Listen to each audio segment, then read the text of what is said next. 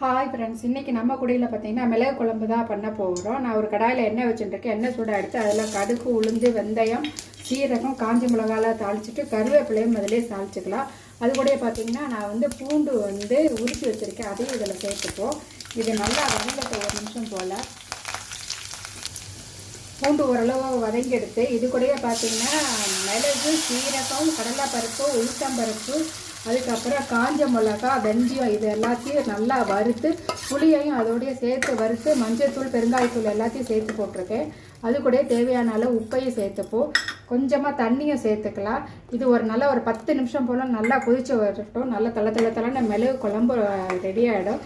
இது சூடான சாதத்தில் நல்லெண்ணெய் இல்லை நெய் விட்டு சாப்பிடும்போது ரொம்பவே நல்லாயிருக்கும்.